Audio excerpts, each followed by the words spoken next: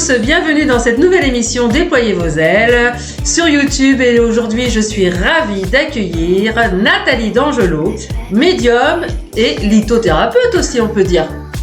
Mais on peut le dire, oui. On peut le dire. Bonjour tout le monde. Bonjour à tous, ouais. Bienvenue à toi. Où est-ce que tu habites déjà Nathalie, dis-moi. Eh bien moi je suis dans une petite bourgade près de Chartres, donc ça s'appelle Tremblay-les-Villages. Ok, super. Donc, tu es dans la campagne, tu es comme moi, en fait. Ouais, je suis dans la campagne, tout à fait. Ok, donc aujourd'hui, tu es mariée, tu as des enfants, tu es bien occupée. Je suis très occupée, pas encore mariée, mais paxée. Mais c'est tout comme, on a 3 enfants. Voilà, c'est tout comme. Donc, alors, qui est Nathalie D'Angelo? Raconte-nous ton parcours terrestre qui t'amène à un parcours spirituel. Mais écoute, avec grand plaisir. Dis-nous tout. Je suis née dans une famille déjà très ouverte d'esprit, puisque mon père est italien, ma mère est anglaise. Donc déjà, on avait le choc des cultures à la base. Ouais. Je suis la cadette d'une fratrie de 4. Tu vois, à la maison, c'était vraiment l'auberge espagnole. Tout le monde venait, famille italienne, tu vois. On parle avec les mains, ça rit fort. Voilà, une famille très, très joyeuse. Et qui avait l'habitude justement d'avoir vraiment cette ouverture d'esprit sur le monde déjà. Ouais. Et puis bah écoute, ma foi, j'ai fait des études d'anglais, un peu contrainte et forcée parce qu'à la base je voulais être coiffeuse. Ah ouais. Donc il y avait déjà, tu vois, cette part d'artistique et tournée vers l'autre, de transformation vers l'autre. Donc j'ai fait une fac d'anglais, j'ai été dans le commerce, j'ai monté les échelons dans le commerce, j'ai été chef d'entreprise. J'ai été franchisée et puis voilà, ce parcours très dans la matière, à un moment donné, à la naissance de ma fille, tout a explosé littéralement. Alors très dans la matière, mais quand même très enrichissant. Absolument. Parce que tu rencontres plein de couches sociales, plein de personnes, c'est super ça. Si tu veux, je pense que j'ai travaillé ma psychologie en fait. Ouais, voilà, c'est ça. Dans ce parcours-là, parce qu'effectivement, au contact des clients, satisfaire les uns les autres, redonner du peps aussi parfois quand j'étais en prêt-à-porter. J'ai travaillé aussi en maquillage, donc tu vois, c'était aussi l'embellissement de la personne. Donc, j'étais déjà sur on va dire l'aspect superficiel du bien-être. Mais est-ce que déjà à l'époque les gens ils se confiaient à toi? Voilà, alors je vais te donner une anecdote qui est moi celle qui m'a le plus marquée dans ma vie. Dans ma vie, dans la matière, on va dire. J'étais en prêt-à-porter, j'étais directrice d'un magasin de prêt-à-porter, une grande chaîne. Et puis, j'ai une cliente qui, en fait, choisissait des vêtements, tu vois, trop grands pour elle. Je me dis, mais c'est bizarre. Donc, du coup, je vais la voir. Je lui dis, attendez, on n'est pas sur la bonne taille, etc. Donc, je comprends qu'elle a vite maigri d'un coup, tu vois. Et puis, je lui dis, j'aimerais bien votre recette. Et puis là, elle me dit, prenez un mari qui vous a violé pendant des années et là, je passe en procès avec lui. Oh là là. Et alors là, je lui ai dit, écoutez-moi bien, on va vous trouver la tenue parfaite pour que vous ayez confiance en vous et que vous puissiez aller au bout de cette démarche. Et là, tu vois, mon métier avait du sens en fait, parce que vraiment là, j'étais quelque part dans l'aide, dans la solidarité, tu vois, à aider à l'autre à remonter à la surface. Donc oui, bien sûr, c'est des exemples comme ça, j'en ai des tas en fait. Donc tu as raison de dire que effectivement, de toute façon, on est la somme de nos expériences. Oh, bien sûr. Donc c'est logique en fait que je sois passée par là. Donc déjà, de toute façon, tu aimais l'être humain, tu étais dans l'empathie, dans l'écoute, la compassion, l'aide, voilà. Aussi. J'étais aussi déjà dans la formation aussi auprès de mes équipes parce que j'avais des très grandes équipes et je m'occupais de la formation et ça, c'était vraiment un truc qui m'animait. Pouvoir transmettre à l'autre pour le faire grandir, tu vois. Ouais, c'est beau. Donc, ouais. Donc, tu as quand même un beau parcours professionnel bien dans la matière. Absolument. Et en même temps, tu construis ta vie de famille peut-être en même temps, en parallèle. Mais c'est exactement ça, tu as tout compris.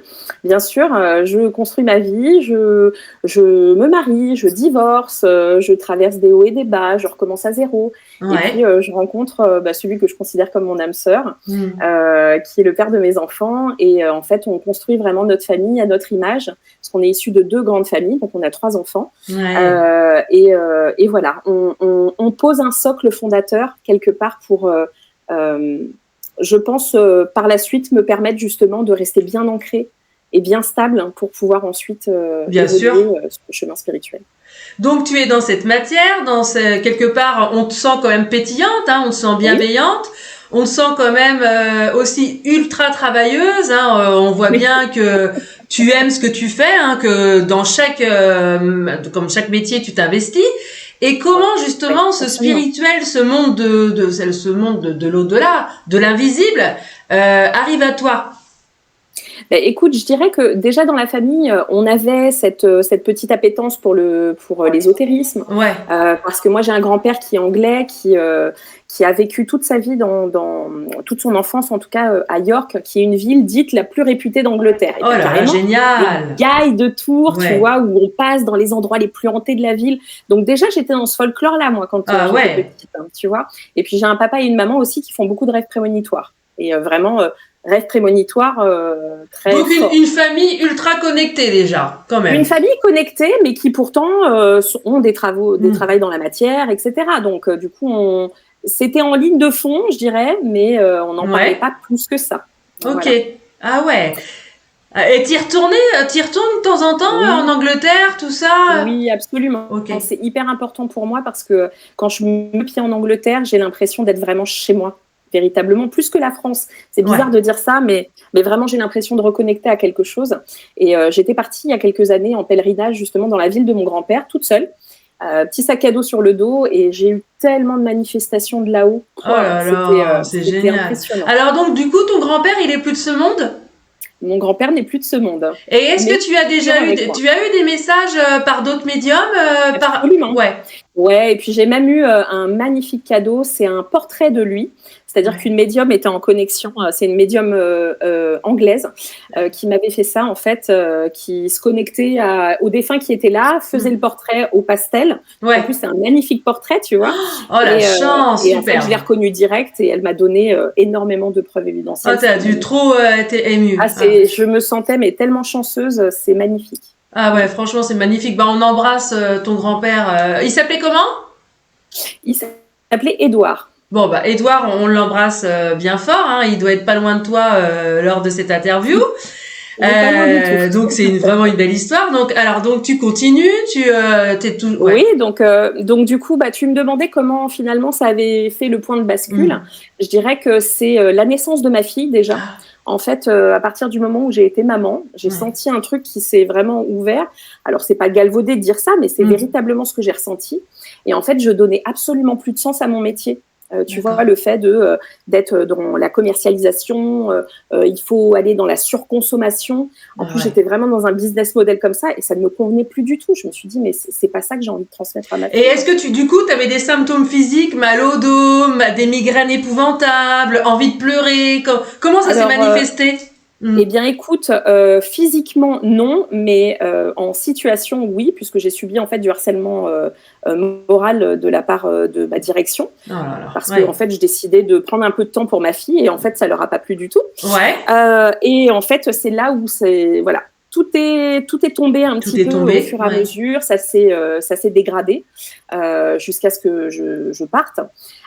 Et parallèlement à ça, c'est là où je me sens vraiment très, très bien guidée. Je rencontre un médium par 3 fois, dans 3 endroits différents. À la 3e reprise, on se dit, mais c'est pas possible, on a quelque chose à voir ensemble parce que là, on nous met à chaque fois sur la route l'un et l'autre. Et tu le rencontres où, ce médium? Dans une course? Écoute, je le rencontre à chaque fois dans des villes différentes, dans des centres commerciaux, dans la rue, etc. Donc, je me dis, bon, à un moment donné, là, il n'y a pas de coïncidence, Et à la 3e fois, en fait, là, c'était dans un centre commercial. Il avait son stand de lithothérapie.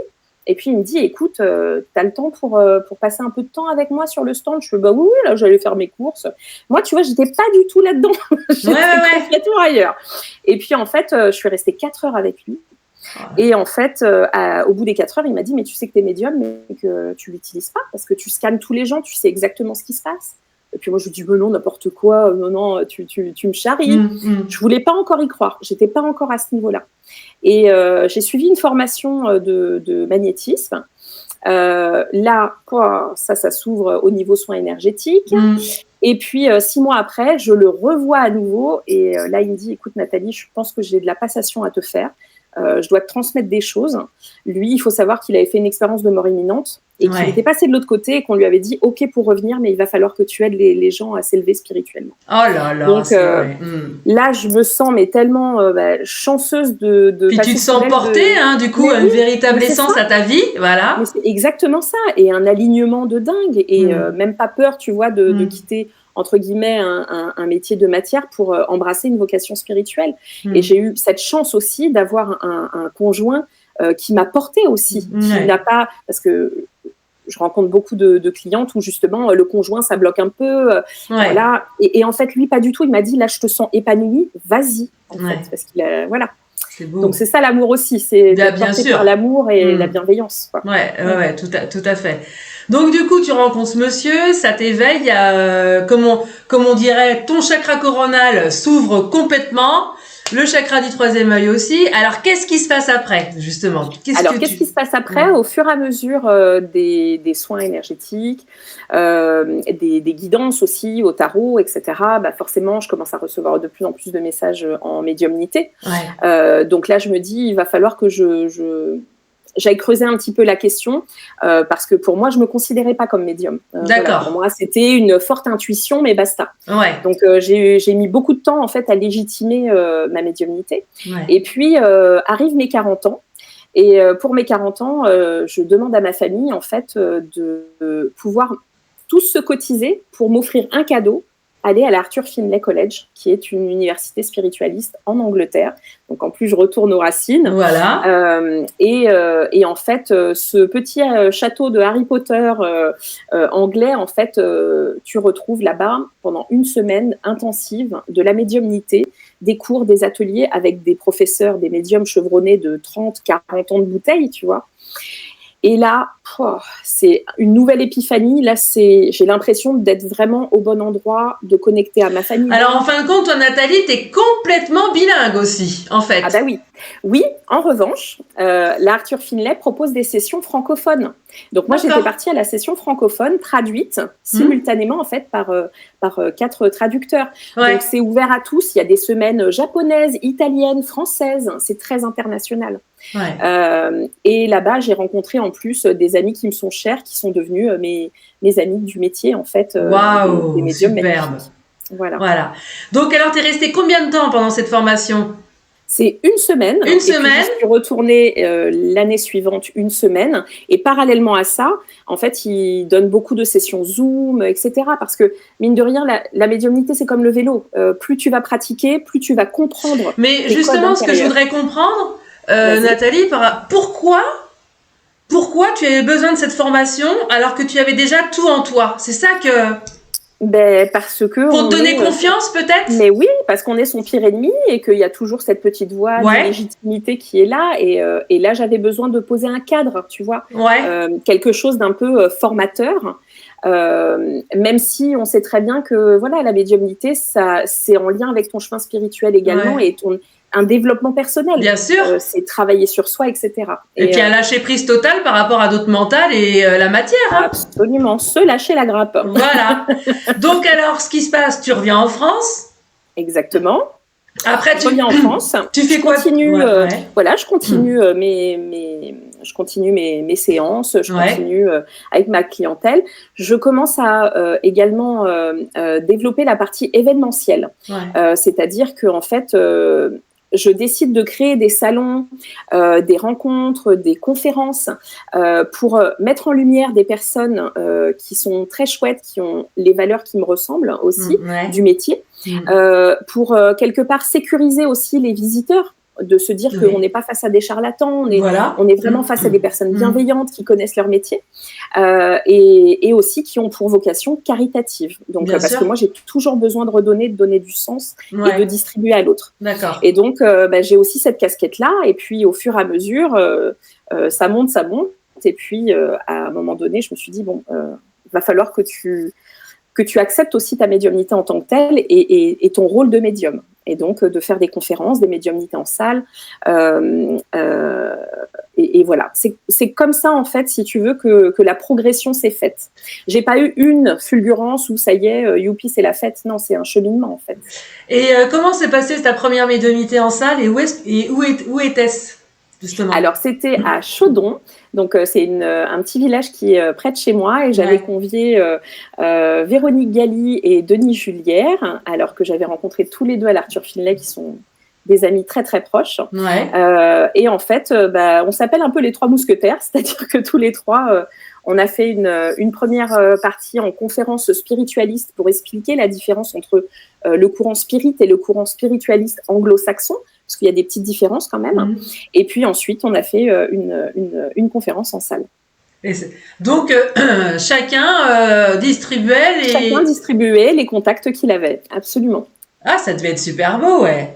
C'était très beau. Et puis en plus, tu vois, si tu veux, la salle également était pleine d'une magnifique énergie parce que c'était des clients à moi, c'était de la famille. Et en fait, tout le monde nous a vraiment portés, tu vois, quand le public est hyper bienveillant et il nous regarde vraiment avec des yeux d'amour. Et on ne peut que faire un beau travail, en fait. Et c'est arrivé en tant que médium comme moi, ça m'est arrivé, d'arriver dans des salles où tu dis oula, oh la lourdeur, là ça va être compliqué. Oui, ça arrive effectivement. Et dans ces cas-là, moi, ce que j'aime, c'est soit commencer avec une musique très entraînante.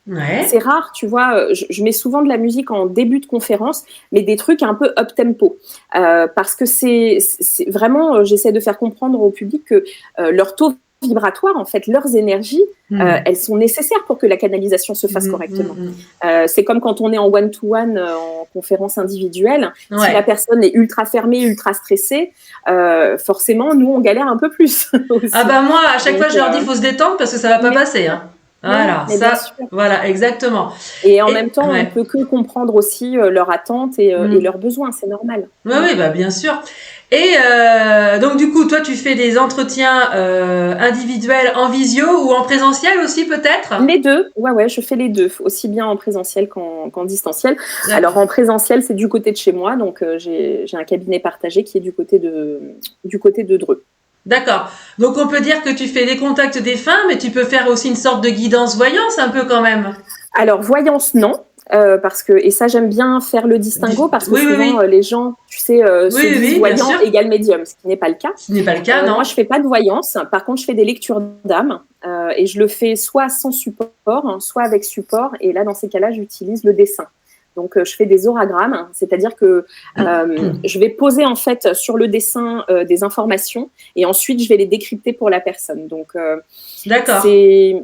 C'est ma technique, en tout cas en médiumnité, c'est ou contact défunt ou lecture d'âme, mais je fais pas de voyance. Et donc une lecture d'âme, pour en savoir plus,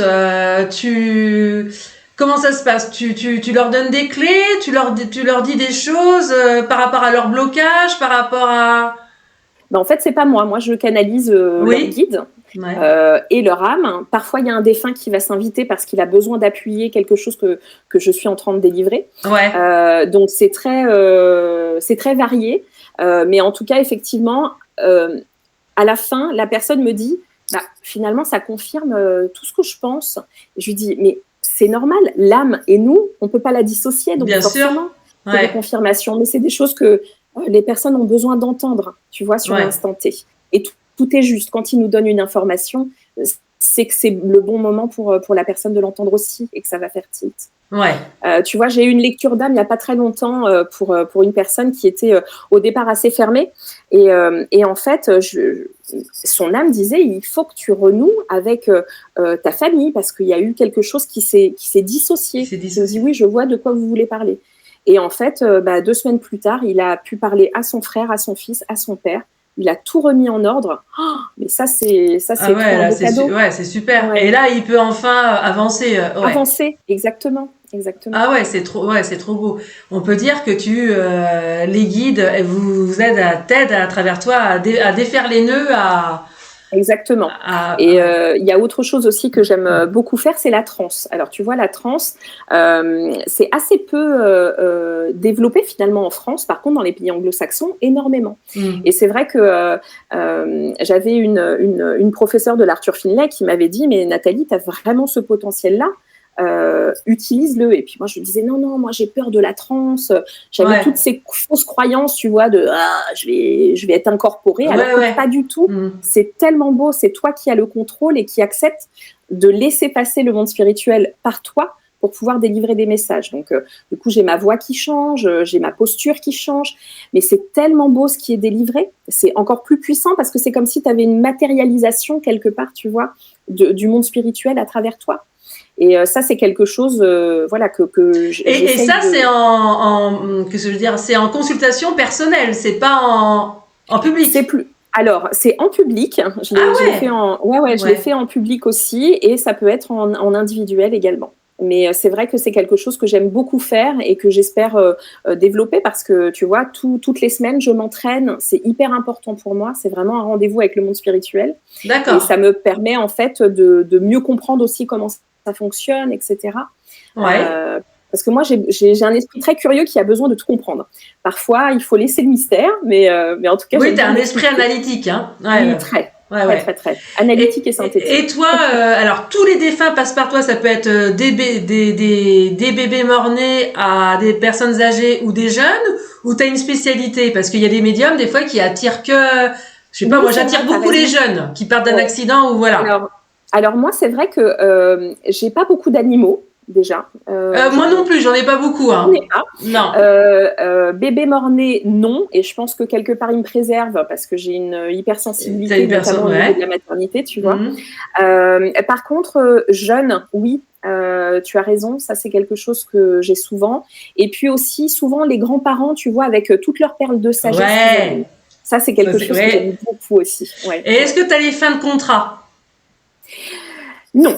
Alors, entre guillemets, les suicidés, mais je préfère dire les fins de contrat. Je comprends. Ouais. J'en ai eu 2 fois, mais ils savent que c'est pareil. Pour l'instant, en tout cas, j'aime bien dire pour le moment parce qu'on ne sait pas de quoi demain est fait. Mais en tout cas, ils essayent de me préserver. Je le sens que, voilà, ils me disent, faut pas y aller trop fort avec elle. D'accord. Donc, je pense qu'ils font attention à ma sensibilité aussi. Mais oui, ça m'est arrivé. Mais effectivement, c'est pas ce que j'ai le plus. Et les enfants de 4 ans, 5, 6 ans, t'as pas non plus peut-être? Non. Pas encore, non. Hein. Pas encore. Ça arrive parfois. J'en ai tranché un récemment. Ouais. Mais voilà. Pareil, je pense que pour l'instant, c'est pas là où je. Donc là, t'as peut-être beaucoup les mamans, les papas qui sont partis, les grands-pères, les grands-mères, les frères, les sœurs. Voilà, tout peut-être. Exactement. Les oncles, les tantes aussi. Les oncles, voilà. Tout ça, en fait, ce que j'adore, c'est que souvent, les oncles et les tantes, ils sont peu attendus par le consultant qui attend plutôt, tu sais, les parents, les grands-parents. Bah oui. Et en fait, j'adore parce que les oncles et les tantes, souvent, c'est là où il y a les vrais moments partagés, tu vois, les anecdotes de vie. Et ça, j'adore aussi. J'aime beaucoup. Ah oui, les anecdotes de vie. Et est-ce que toi, quand tu as les contacts avec les défunts en salle ou en privé, parfois, ils vont faire des prédictions pour la famille? Alors, oui. Ouais. Oui, parfois, effectivement, mais souvent pour la prédiction, c'est plutôt voilà où est ton chemin, voilà où tu dois aller. Ouais. C'est souvent, et c'est normal, tu vois, moi j'ai fait une transition vraiment de vie au niveau professionnel, et moi j'ai souvent ça. C'est normal, il nous donne ce qu'on a vécu, mais c'est souvent les transitions de vie que j'arrive à voir en termes de profession. Ah oui, les changements pro et tout ça. Ouais, les changements pro. Exactement. D'accord. Par exemple, dimanche, je sais que tu étais chez Pascaline Planktech, son association Cœur de Cristal et ses sœurs, évidemment, qu'on salue. Une très belle association, très lumineuse et portée par l'amour et la bienveillance, et l'aide aux personnes endeuillées, bien sûr, et aux familles endeuillées. Et quel est le contact? T'as dû faire des contacts. Quel est le contact qui t'a plus marqué alors dimanche, le plus marqué? Alors, le contact qui m'a le plus marqué, c'est parce que la personne est venue me voir derrière et m'a transmis le message qu'elle devait me transmettre. C'est une dame, en fait, je ressentais sa maman défunte. Il y a une lumière qui s'est allumée au-dessus d'elle, donc je suis allée direct la voir. Je lui ai dit, c'est pour vous le contact. Et je lui ai expliqué, elle me dit, mais ma maman n'est pas encore décédée. D'accord. Quoi exactement? Elle me dit Alzheimer. Je fais OK. Ça, je peux prendre parce que, en fait, j'ai expliqué à la salle que effectivement, les comas, Alzheimer, ils font des allers-retours en fait avec le spirituel. Et donc, je lui ai expliqué que voilà, sa maman, elle était là pour lui dire que voilà, c'était OK, qu'elle pouvait la laisser partir et qu'elle était de toute façon toujours. Il y a une pie qui vient de se poser juste sur ma fenêtre. Oh, c'est la pie, c'est la guérison aussi, hein. C'est exactement ce que la dame m'a dit. En fait, elle m'a dit, voilà, ma maman, elle était placée depuis 8 ans et en fait, je ne peux pas aller la voir parce que c'est trop loin et je culpabilise énormément. Et votre message, en fait, ça m'a fait me dire que c'est OK pour moi de ne pas y aller. Elle le sait. Et en fait, je la connecte de temps en temps. Et je lui dis, mais bien sûr. Et ce qu'elle m'expliquait, c'est que sa maman, en fait, avait l'habitude de faire du spiritisme aussi de son temps.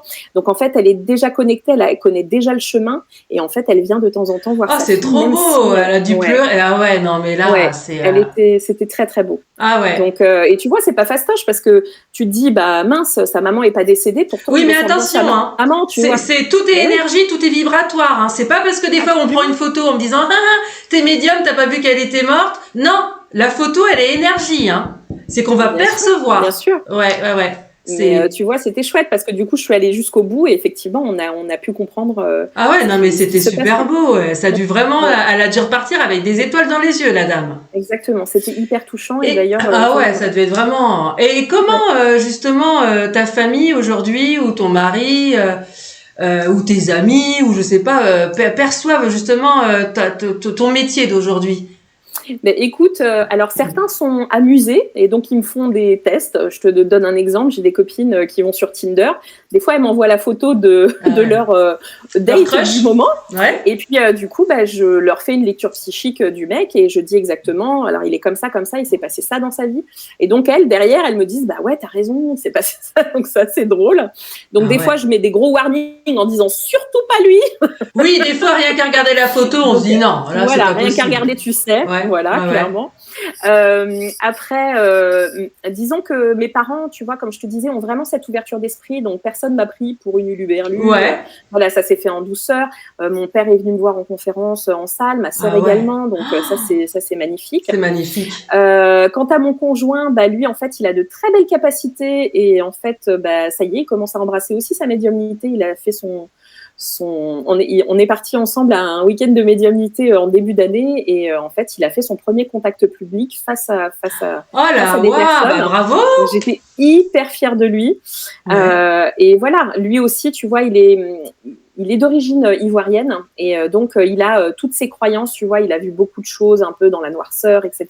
Donc il s'est toujours dit, moi je reste à distance de ça. Et en fait, à force de me côtoyer, il a vu qu'en fait c'était très lumineux le monde spirituel et que quand on le sert de la plus belle des façons, voilà, c'est ok quoi. Donc là, il commence à s'ouvrir, donc lui aussi, il a été super encourageant vis-à-vis de moi, comme maintenant je le suis pour lui. C'est très bien, hein. Faut toujours rester lié comme ils disent en haut. Et comment t'en es venue justement à la lithothérapie? Eh bien, la lithothérapie... Alors, excuse-moi, pour ceux qui connaissent pas, explique un peu ce que c'est la lithothérapie. Bien sûr. La lithothérapie, c'est le soin par les pierres. Littéralement, ça veut dire ça. Et en fait, on part du principe que chaque pierre a une structure cristalline, une composition chimique, aussi une couleur avec une vibration particulière puisque les couleurs sont vibrations. Et donc... tout ce conglomérat en fait d'éléments permet en fait d'obtenir une certaine vibration de la pierre, une certaine énergie. D'accord. Et quand on la met en contact avec nous dans notre environnement ou sur nous, ça vient faire résonner des choses en nous. Alors comme je dis toujours, la lithothérapie c'est pas une baguette magique, c'est pas je te donne un quartz rose, youpi, tu vas rencontrer l'amour de ta vie. C'est pas comme ça que ça marche. Par contre, ça vient là où c'est inconfortable et là où il y a besoin en fait d'aller se développer. Et ça, c'est vraiment quelque chose d'incroyable à voir et à ressentir quand j'ai les témoignages des personnes qui travaillent avec leurs pierres. Écoute, on a des super résultats. Comme les huiles essentielles avec la végétation, c'est la même chose en fait, sur 2 règnes différents. Comment j'en suis venue? C'est ce fameux Hervé, donc je vais le nommer. C'est Hervé, donc le fameux médium que j'avais rencontré. En fait, il était et médium et lithothérapeute. Il avait une boutique de pierres. Et pareil, il m'a tout transmis, toutes ses connaissances au niveau du métier. Donc, je passais des après-midi entiers, en fait, à aller dans son magasin, à l'écouter, interagir avec les gens, à ce qu'il me donne des informations sur les pierres. Donc, je dirais que ça a été vraiment plus qu'une formation, ça a été une transmission. Et qu'est-ce que tu proposerais quoi comme pierre à une médium voyante qui consulte tous les jours et tu lui dirais tiens, tu peux porter ça comme pierre, Alors, bien sûr, la labradorite, c'est un incontournable parce que c'est celle que je porte sur ma bague. La labradorite, c'est une pierre qui te permet à la fois d'être ancrée, d'être connecté dans ton cœur et de faire tampon avec ce qui se passe autour. Et donc, pour les hypersensibles, comme le sont les médiums, c'est une pierre qui te permet de faire la part des choses. Qu'est-ce qui relève des émotions des autres? Qu'est-ce qui sont des miennes? Qu'est-ce qui sont de là-haut? Tu vois? Et donc, du coup, je trouve que c'est une belle pierre complète pour les médiums. Après, souvent, tu vois, on parle dans le milieu de l'obsidienne pour se protéger, mais en fait, moi, je suis pas trop de cette école-là. Parce que pour moi, c'est la lumière qui nous protège et c'est pas autre chose. Oui, bien sûr. Et puis des fois, j'ai allumé des bougies blanches et puis prier de temps en temps, ça fait pas de mal non plus. Hein. Demandez, vous recevrez. Hein. Ouais. Voilà, moi, je pars du principe que tout ce qui te fait du bien est juste, en fait. Mais par contre, il faut donner du sens à ce qu'on fait. C'est ce que je disais en conférence dimanche. Je dis, est-ce que ça vous parle la sauge? Est-ce que ça vous parle la géométrie sacrée dans la coquille Saint-Jacques? Ça ne parle pas, ça sert à rien de le faire. Il faut donner du sens à nos actes. Si on ne donne pas de sens, ça passe à côté. Et puis je pense qu'il faut pas trop attendre des miracles comme gagner au loto. Voilà, il y a des trucs. Voilà, c'est ce que je leur dis. C'est important de revenir les pieds sur terre aussi. Comme j'aime à dire, pour regarder les étoiles, il faut avoir les deux pieds sur terre. Exactement. Et as-tu le projet d'écrire un livre justement ou créer un oracle, quelque chose qui te tient à cœur justement? Écoute, moi je suis très créative, j'ai 1001 idées à la minute. Je sais que le livre, ça viendra. Ça viendra quand je sentirai que c'est le bon moment. Tu sais, j'ai pas envie de faire les choses pour surfer sur une vague ou j'ai vraiment envie de l'ancrer et de le sentir en moi. Donc je pense que oui, c'est quelque chose que je ferai. Après les oracles, je suis passion oracle parce que en même temps je suis tarologue et professeur de tarot. Donc bien évidemment que c'est des outils que j'aime beaucoup. Mais c'est vrai que la médiumnité a beaucoup pris le dessus sans support. Et donc de moins en moins je les utilise. Alors j'aime aller regarder, de temps en temps tirer une petite carte, mais voilà. Après, créer un oracle, écoute, moi je laisse à l'univers et on verra bien. Et quand tu parles du tarot, c'est le tarot de Marseille au 72? Tarot de Marseille, ouais. Tarot de Marseille. Et tu prends toutes les lames? Oui, je prends toutes les lames parce que également, ce qui se passe, c'est que je donne des consultations en soins karmiques. Et en fait, quand j'utilise le tarot, c'est le tarot de Marseille. C'est pas le tarot édulcoré, tu sais, où il y a des images. C'est le vrai tarot de Marseille. Et en fait, les lames majeures aussi bien que mineures me permettent d'aller plus loin en fait dans la lecture du soin karmique. Ah ouais, donc le tarot te parle. Ah ouais, parce que moi ça me parle pas du tout le tarot, mais toi il te parle vraiment. Ah ouais. Ouais. Moi il me parle beaucoup. Et c'est quelque part, moi c'est ce que j'aime à dire, c'est que le tarot de Marseille véritablement c'est un outil sacré pour moi. Tu vois, je le prends pas à la légère. C'est pas voilà, je vais me tirer de temps en temps une carte. Non, le tarot de Marseille pour moi c'est vraiment celui avec lequel je fais des soins en profondeur. Alors quand tu dis je fais des soins karmiques, explique-nous un petit peu ce que c'est. Ouais. Alors. Le tarot karmique, en fait, comment je l'utilise, c'est que déjà un soin karmique pour moi, karma, c'est la roue. Donc ça veut dire qu'il faut qu'il y ait une récurrence de problématiques qui revient sans cesse dans la vie de la personne. Sinon, pour moi, c'est pas le karma. Oui, voilà. Et donc, de là, elle me pose sa problématique. Moi, déjà en amont, je la travaille au tarot, c'est-à-dire que je vais poser en fait une sorte de situation, c'est-à-dire que je vais demander où est la responsabilité personnelle de la personne, qu'est-ce qui est du poids de sa lignée, qu'est-ce qu'elle doit expérimenter, qu'est-ce qu'elle est venue expérimenter dans la matière, parce qu'aussi on traverse pour expérimenter, quelle est la clé de la libération karmique et puis le message de ses guides. Ça, c'est vraiment ma trame de fond, je dirais. Donc ça, c'est déjà ce que je travaille en amont avant la séance. Et puis ensuite, j'explique en fait tout ce que j'ai eu comme information. On voit comment ça résonne chez la personne. Je peux utiliser l'auragramme pour faire un dessin de l'âme si elle a besoin d'aller encore un peu plus loin pour vraiment ancrer dans la matière. Je peux également utiliser des prières chamaniques, faire un soin énergétique aussi de libération. Voilà, donc ça c'est quelque chose d'assez complet qui dure 3 heures. Donc voilà, faut prendre le temps. Mais c'est quelque chose que je travaille déjà en amont avant la séance. Et quels sont tes retours? Alors donc du coup les retours. Alors par exemple une personne, tiens, je vais te prendre un exemple que j'ai dans ma clientèle que j'aime beaucoup. Ça fait 4 ans que je la suis. Ça fait 4 ans qu'elle cherche du travail. Ça fait 4 ans qu'elle se prend des portes. Ok. Alors, je sais que c'est karmique. Je lui ai déjà expliqué plein de choses, etc. C'est lié à ses parents. C'est lié avant ses parents et tout ça. qu'est-ce que on pourrait faire justement pour elle, pour débloquer tout ça? Donc du coup, il y a bien quelque chose, il y a bien un nœud, il y a bien un... Ben oui, il y a bien un nœud. Après, te le dire comme ça, de prime abord, moi, il faut que je me connecte. Ouais. Mais quoi qu'il en soit, oui, ce que ça me dit, c'est qu'elle a besoin de vraiment conscientiser, de comprendre comment le blocage s'est créé, pour qu'ensuite on puisse aller procéder à la libération. Mais je vais te donner un exemple. Ouais, vas-y, donne-moi ton exemple. Je vais donner un exemple que j'avais eu, parce que moi j'aime bien les exemples. Je suis une anecdote. J'ai une jeune artiste qui vient me voir et qui me dit: Nathalie, je comprends pas, j'ai peur d'aller montrer mon art, je me ferme des portes, etc. Bon. Et donc en fait on l'a travaillé en karmique et effectivement il y avait une mémoire de sorcière brûlée qui quand elle a utilisé en fait ses dons, du coup on est allé libérer ça déjà, et puis il y avait aussi prendre sa place en fait dans la société. Il y avait vraiment cette truc là. Une question de confiance quand même qu'elle avait. Oui. Tout à fait. Et en fait, on a libéré ça et elle m'a trop fait rire parce que 3 semaines plus tard, moi, comme je dis, les soins karmiques, c'est pas immédiat, c'est pas comme un soin énergétique. On sent vraiment l'évolution sur les 6 mois d'après. D'accord. Et en fait, 3 semaines plus tard, elle me renvoie un article, elle me fait: regarde Nathalie. Et puis en fait, il y avait le journal local qui avait écrit un article sur elle et elle était en première page. Et elle m'envoie l'article et elle me dit: regarde, ça c'est quelque chose que j'aurais jamais pu faire avant. Donc voilà, le travail s'était amorcé. Donc voilà, parfois c'est sur des petites choses, mais qui sont tellement tout en fait et qui Par contre, tu es d'accord avec moi que la personne, si elle vient nous voir, quand elle ferme la porte de notre cabinet ou quand elle raccroche son téléphone, il faut qu'elle actionne elle aussi. On est d'accord. Il faut qu'elle mette. Bien évidemment. On n'est pas des baguettes magiques. On n'est pas des fées. C'est ce que je leur dis. On n'est pas des fées. C'est merveilleux. Parce que pour moi, on est juste des résonateurs, un peu comme les pierres. On est juste des résonateurs, c'est-à-dire que ça va faire clic dans l'esprit de quelqu'un, mais ensuite c'est à lui d'aller travailler. C'est pas à nous qui allons appeler les journalistes. Je grossis le trait, mais voilà.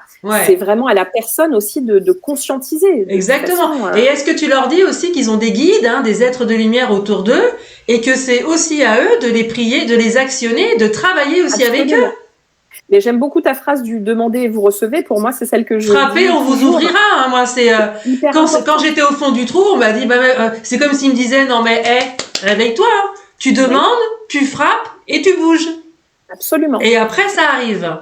Et moi, ce que je dis souvent, c'est des vases communicants, parce que quand eux ont la possibilité de pouvoir nous aider à ce qu'on demande, et eux, ça les fait évoluer aussi. Ça Bien sûr. Donc, c'est un donnant-donnant. Bien sûr, parce qu'il y a une connexion qui commence à se faire entre la personne et la source, et les guides, et voilà. Parce que malheureusement, moi, j'ai plein de consultants qui n'ont pas conscience qu'en haut, il y a des êtres de lumière, autour d'eux, qui attendent que ça, de travailler, de les aider, de mettre en place. Alors après, bien sûr, on a toujours notre libre arbitre. Si tu prends le mauvais chemin, tu vas te prendre une mauvaise porte. Absolument. Si tu te prends le bon, tu vas prendre la porte qui va t'ouvrir une porte, encore une porte et encore une porte. C'est toujours une question de choix. On est nos choix, c'est la résultante de nos choix. Mais tu as vraiment des belles anecdotes et des belles histoires. Alors, est-ce qu'encore tu as d'autres anecdotes? Parce que nous, on adore ça, en fait. Moi, en fait, ce que j'adore, en tout cas dans ma médiumnité, c'est... en fait, ils savent que je conduis beaucoup. Donc, je suis tout le temps sur la route. Et donc, ils me donnent des messages par les camions. Mais les messages, ça peut aller très loin. C'est-à-dire que, par exemple, je vais à une séance de contact défunt. Et là, je vois un gros camion qui passe devant moi avec marqué Martial et en dessous Toussaint, comme la Toussaint. Je me dis, putain, c'est pas commun comme prénom, etc. Bon, j'arrive à la médiumnité, donc on commence à parler avec ma consultante. Elle me dit que son fils est décédé, qu'elle a eu un magnifique signe de lui à la Toussaint. Donc, ça fait tilt. Et puis, donc, je lui dis, je vais me connecter pour voir qui y a d'autres, parce que j'avais déjà eu son fils. Et en fait, là, j'ai l'oncle qui arrive, et puis je lui dis, mais le prénom Martial, ça vous parle? Elle me dit, oui, c'est mon oncle. Oh, punaise. Oh là là. Et là, je me dis, mais merci, là-haut. Parce que tu vois, ça lui montrait à quel point elle est entourée, à quel point le monde spirituel, il est intelligent. Et tu vois, elle est arrivée à la séance en me disant, j'ai eu que des défunts, que des deuils autour de moi, je n'en peux plus en fait. Et là, pendant la séance, en 30 minutes, j'ai eu 4 personnes à elle. Et à la fin, je lui dis, vous voyez, en 4 personnes, en une demi-heure, ça montre à quel point ils sont vraiment près de vous, ils sont là pour vous. Ah ouais, c'est incroyable. Peut-être qu'effectivement, sur le plan terrestre, là, vous n'avez plus grand monde, mais en tout cas là-haut, mais qu'est-ce que vous êtes entourés? Et en plus, ils me déplacent des camions, etc. Donc on en rigolait. Mais c'est pour montrer à quel point, voilà, elle était aimée, quoi. Et elle est repartie avec ça. Et elle m'a dit, mais c'est fou, c'est fou. Et puis ils sont très farceurs aussi, hein. Ils ont beaucoup d'humour. J'adore. Vraiment, j'adore. Ouais. Moi, j'adore rigoler avec eux à ce niveau-là. Et c'est vrai que je me marre beaucoup en route. Moi, quand je suis sur la route, on se marre beaucoup avec le monde. Alors, et toi, quand tu fais des contacts défunts, ça peut être en individuel ou en médiumnité publique, comment tu les ressens? C'est une énergie? C'est de la télépathie? Tu entends vraiment? Tu les vois? Comment ça se passe? Alors, il y a un peu de tout, c'est-à-dire que quand je suis en médiumnité publique, ça va être vraiment, tu vois, comme des énergies et des flashs lumineux, comme si ça fait un focus, en fait, sur la personne à qui je dois délivrer le message. Comme s'il y a un projecteur sur la personne. Ouais, c'est ça. Ouais. C'est ça. Donc ça, c'est souvent ça. Après, souvent, j'ai les prénoms, en fait, qui arrivent en amont, là, cette fois-ci, en clairaudience. Super. Après, quand je suis en consultation individuelle, je me ressens, je ferme les yeux un petit instant, et là, en fait, ils s'approchent. Donc là, je les vois, je les décris physiquement, et ensuite, ça envoie l'énergie. Et là, je déroule... un peu, comme tu disais, soit télépathie, soit claire connaissance. Ouais. Mais voilà, c'est comme si les infos, en fait, t'ouvres un robinet et puis ça y va. Donc voilà. Voilà pour. Je pense que je dirais pas que je suis hyper clairvoyante parce que c'est pas le sens que j'ai le plus de développé. En revanche, la clairaudience, la claire connaissance et le clair ressenti. Voilà. Mais je pense que le clair ressenti est très développé, notamment pour ceux qui ont commencé par l'énergétique, qui du coup étaient vraiment dans les ressentis du corps. Du coup, forcément, le clair ressenti est assez fort. Mais tu vois, le clair ressenti où j'ai eu ça a été le plus profond, je dirais. C'était pour une médiumnité en salle que j'ai faite à Denonville, au château de Denonville. Et en fait, si tu veux, 2 jours avant la médiumnité en salle, je suis allée dormir dans une chambre du château. Et en fait, je me sentais pas bien du tout, alors que d'habitude, je peux dormir n'importe où, il n'y a pas de souci. Ouais. Je me sentais vraiment pas bien. Au point où vraiment, ça m'angoissait de l'intérieur, comme si c'était moi, en fait, j'étais en train de vivre limite une dépression ou une angoisse très, très forte. Et je n'ai pas dormi de la nuit. Et en fait, je raconte ça à mes collègues le lendemain, donc on se dit ça forcément ça va être pour la médiumnité en salle le samedi soir. Ouais. Et effectivement, 2 jours plus tard, donc là j'ai le prénom. En plus, il m'avait donné son prénom, il a été sympa. Donc il me donne son prénom, donc je le dis en salle, je dis est-ce que ça parle à quelqu'un? Il y a une main qui se lève, hein, et puis je lui dis est-ce qu'il était d'un tempérament dépressif, angoissé? Elle me dit oui, tout à fait. Et je lui dis en fait il m'a fait vivre ce que lui vivait au quotidien, bien sûr. Parce qu'il me l'a fait expérimenter, parce qu'il savait que quelque part j'étais pas câblée pour ça en fait, parce que moi je sais pas dans mon tempérament. Ouais. Donc tu vois, il m'a permis par cette expérience-là de comprendre comment lui fonctionnait, parce que sinon en médiumnité en salle je serais passée à côté. Tu vois ce que je veux dire? Ouais. Donc voilà comment ça se.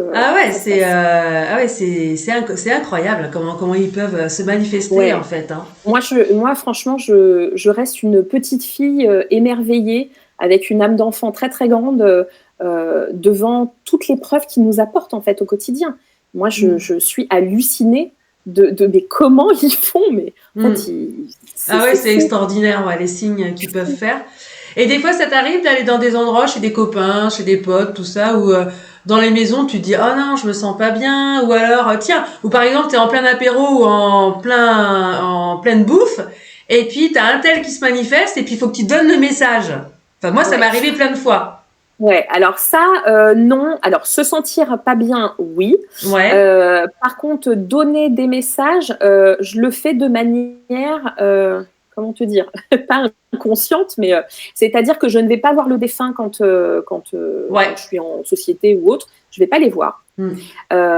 Par contre, je vais dire une phrase, tu vois, comme si le défunt, en fait, passait par ma bouche pour dire les choses. Et là, du coup, la personne me regarde et tu vois, voilà. Ouais. C'est plus comme ça que ça va se passer que plutôt je le vois et je me dis, il faut que je transmette quelque chose. Tu vois ? Ouais, d'accord. Et qu'est-ce que je voulais dire ? Je voulais dire un truc justement pour rebondir à ça.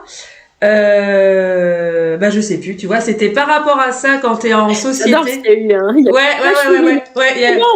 Ouais, c'était en société, ouais, mais après c'est vrai qu'en société quand on n'est pas obligé de les voir, mais directement comme tu dis, on va avoir un flot de messages et c'est comme s'ils nous forçaient, ils nous poussaient à les dire. Hein. Alors des fois t'as pas le choix, hein, tu le dis.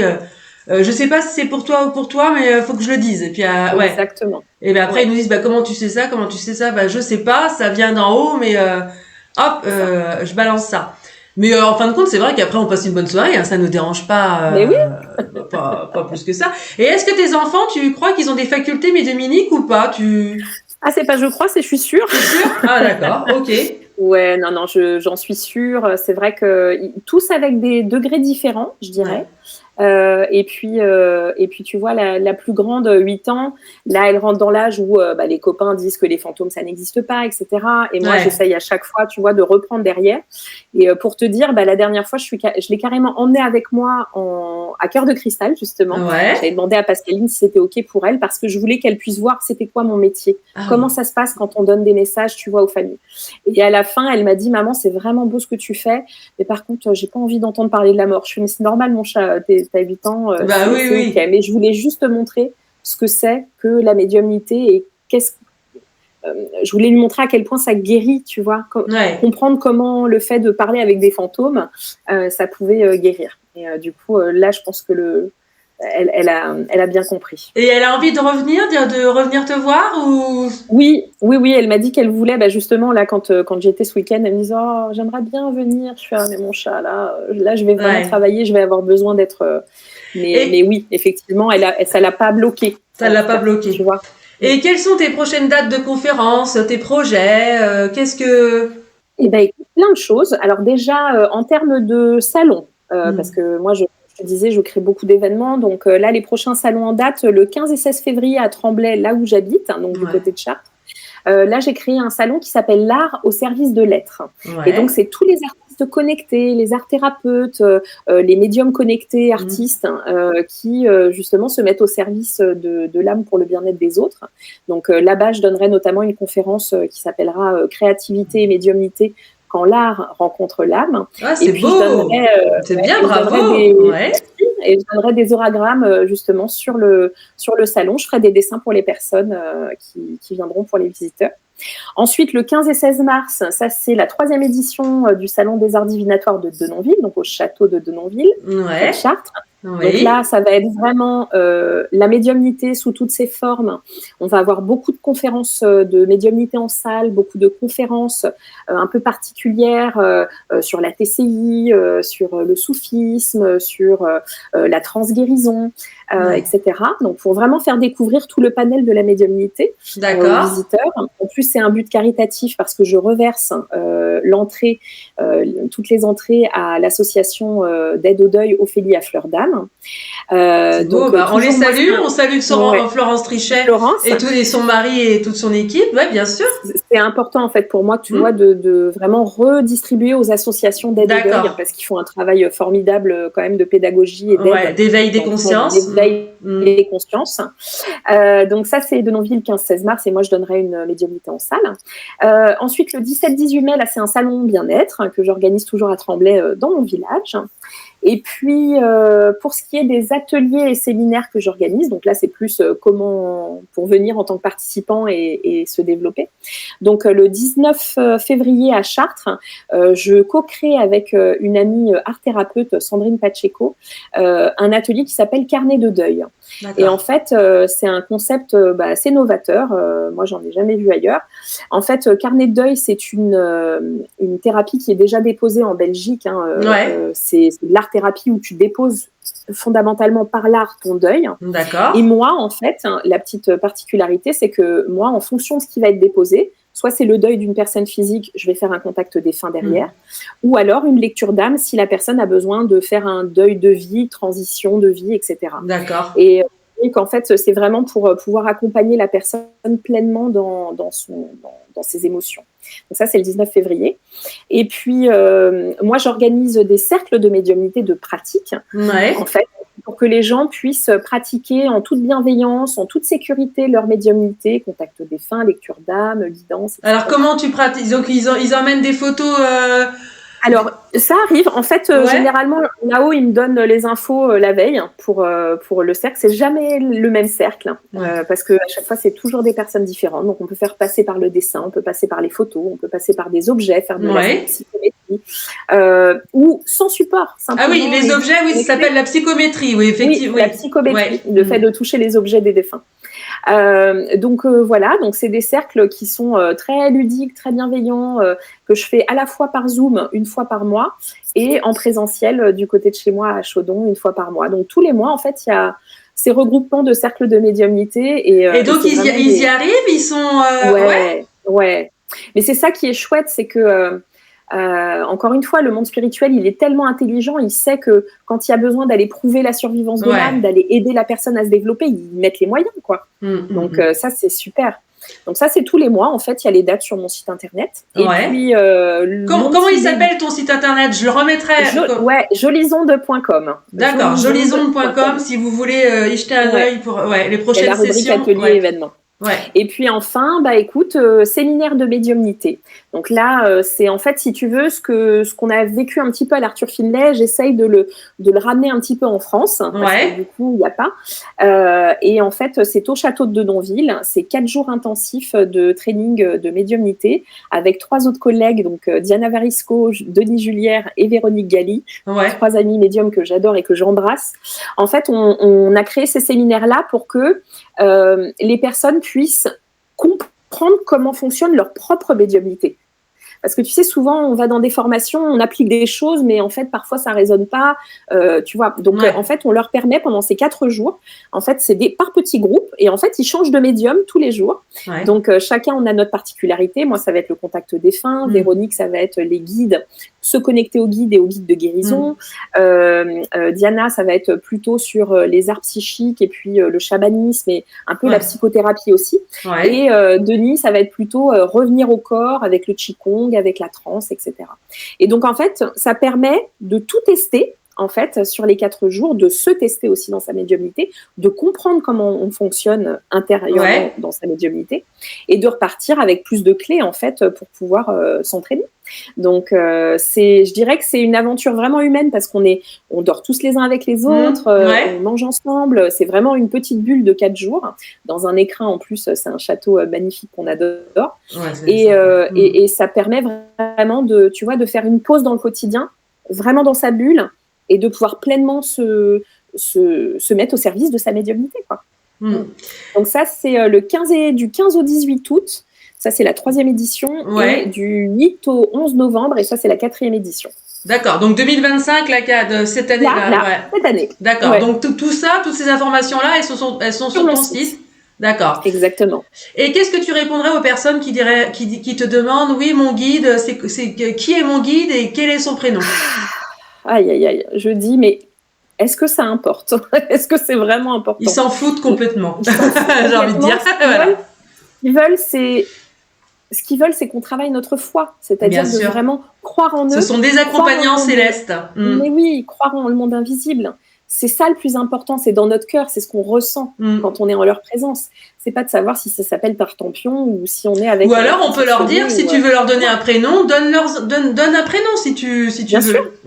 Bien sûr, mais c'est pas important en fait. Voilà. Et t'es d'accord? Est-ce que tu es d'accord avec ça, que les guides ils évoluent en même temps que nous? Ça veut dire qu'ils nous changent de guide à un moment donné, quand on a encore plus une ouverture de conscience, qu'on avance? Alors, moi, en fait, ma croyance, et je dis bien c'est ma croyance, oui, voilà, c'est chacun. Tant qu'on ne sera pas passé de l'autre côté, on ne saura pas. Ouais. Mais en tout cas, ma croyance, c'est qu'on a un guide qui nous suit vraiment tout au long de notre vie. Et pour moi, c'est le guide principal, on va dire, qui a vraiment signé notre contrat d'incarnation avec nous, etc.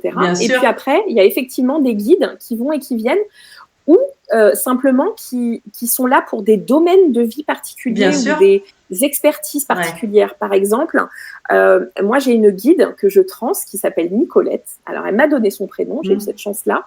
et elle se présente à chaque fois. C'est important pour elle de dire son nom, donc je le dis. Et en fait, quand elle est là, quand elle vient pour transer, elle était professeure des écoles avant. Et elle aime transmettre. Elle est dans l'enseignement. Elle est dans l'enseignement. Et donc, elle vient souvent pour apporter de la créativité. Elle vient souvent quand, par exemple, je fais des orographes. Voilà. Et en fait, elle a cette particularité-là, tu vois, elle est là pour ça. Je suis pas sûre qu'elle soit là tout au long de ma vie, mais en tout cas, là, elle sait que c'est ça que je dois développer et transmettre. Bien sûr. Et donc, du coup, elle est là pour ça. Et est-ce que tu peux parler, avant la fin, tu as parlé tout à l'heure du contrat d'incarnation, un petit mot pour ceux qui vont nous écouter, leur expliquer vite fait ce que c'est un contrat d'incarnation. Pour moi, un contrat d'incarnation, c'est ton âme décide de tout le parcours que tu vas vivre pour pouvoir permettre à ton âme d'évoluer. Donc pour moi, un contrat d'incarnation, c'est un contrat d'évolution. C'est-à-dire que ton âme, notre âme, elle choisit déjà les grandes lignes déjà. Les grandes lignes, tout ce qu'elle va devoir traverser pour évoluer, parce qu'il y a vraiment ce but d'évolution. Et que quand le contrat est terminé, eh bien, le contrat s'arrête. Est-ce que tu es d'accord avec l'heure d'arrivée sur Terre et l'heure programmée d'arrivée sur Terre et l'heure programmée de notre mort? Moi, je pense que oui. Je pense que oui. Voilà. Hormis, effectivement. Alors, et encore, tu vois, et je ne sais pas, je me pose la question parfois si les suicides ne sont pas déjà programmés, en fait. Alors, certains, je pense. Ouais, parce que tu vois, souvent, ce que je constate en fait chez les familles, c'est que lorsqu'il y a ce suicide, une fois que la culpabilité de ne rien avoir pu faire est lâchée, bien sûr, il y a des changements de vie en fait qui s'opèrent. Oui, et donc, il y a une grosse ouverture de conscience. Voilà, et donc pour moi, c'est la personne qui s'est suicidée a besoin de passer par là pour faire traverser à sa famille. Donc, en fait, c'est comme si, en fait, on était... de toute façon, on est interreliés. Un briquet, de toute façon. Tu vois, ça fait comme un jeu de bowling, quoi. T'as une quille, forcément, ça fait un effet domino. Donc, oui, je pense que oui. Ouais.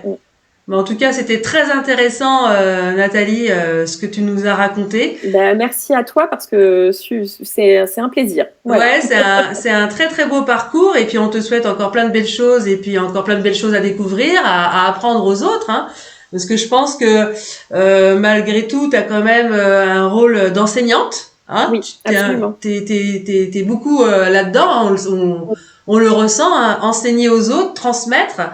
Aider, donc on a besoin de personnes comme toi. Merci beaucoup. Et puis on va te souhaiter une belle année 2025 lumineuse avec plein de conférences, plein de nouvelles rencontres, amicales, sociales et puis médiumniques. Et puis on dit aussi merci à tous nos défunts. Oh que oui. Hein, voilà, à nos familles d'âmes et puis à tous nos consultants aussi parce que malgré tout on les suit, on les aime et puis quand ils ratent, on est déçus. Puis quand on voit que finalement ils ont écouté, on se dit ah super quand même. Ils ont écouté et ça franchement ça nous remplit le cœur. C'est une grande une joyeuse communauté. Moi j'aime à dire que c'est ma joyeuse communauté, ouais. Exactement. Les consultants. Ouais. Je te remercie beaucoup pour ce magnifique interview. Merci beaucoup. Voilà, plein de belles choses à tous. Parcourez votre chemin terrestre dans la lumière, la bienveillance et l'amour. N'hésitez pas à activer vos guides, vos anges et vos êtres de lumière. Exactement. Surtout, hein, comme on dit, demandez, vous recevrez, frappez, on vous ouvrira. Et je vous dis à bientôt pour une nouvelle interview. En attendant, prenez soin de vous et prenez soin des autres. Ciao, ciao. Merci Nathalie. Merci Karine, merci à toi.